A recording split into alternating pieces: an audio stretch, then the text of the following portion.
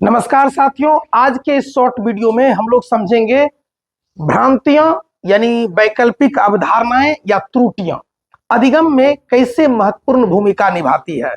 ठीक, और इससे संबंधित एक प्रश्न जो है हर एक टीचिंग एग्जाम में पूछे जाते हैं।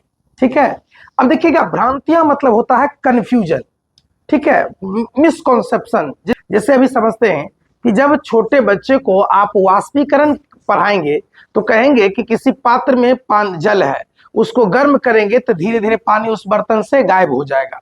तो आप बालक पूछेंगे क्या ये क्या हुआ, तो बालक बताएगा कि इसको आग ने पी लिया, पानी को भूत ने लेके चला गया, पानी को भगवान लेके चला गए।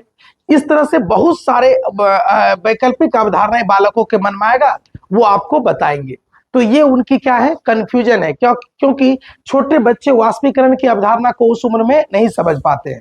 ठीक है, तो उसी को कहते हैं भ्रांतियां, या उसके वाष्पीकरण के बारे में वैकल्पिक अवधारणाएं बना लेता है, या उसके बारे में उसकी जो गलतियां हैं, त्रुटियां। तो बच्चे में भ्रांतियां होना क्या है, स्वाभाविक है। बच्चों में भी होगा और वयस्कों में भी होगा।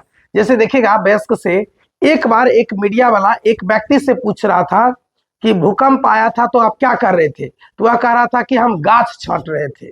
और और चीज रोकने के लिए पुलिस आता है और भूकंप रोकने के लिए पुलिस नहीं आता है। तो मीडिया वाला पूछा कि भूकंप कौन लाता है, तो कल के भूकंप आप ही नहीं जानिएगा कौन लाता है, या भूकंप आतंकवादी लाता है।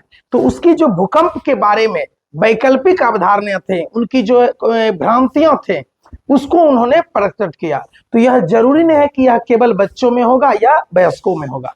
भ्रांतियों से देखिए क्या क्या होता है, उसके बारे में समझते हैं। भ्रांतियां बच्चों में होना प्राकृतिक है, स्वाभाविक है, होगा ही, और उसके अधिगम प्रक्रिया का एक अभिन्न हिस्सा है।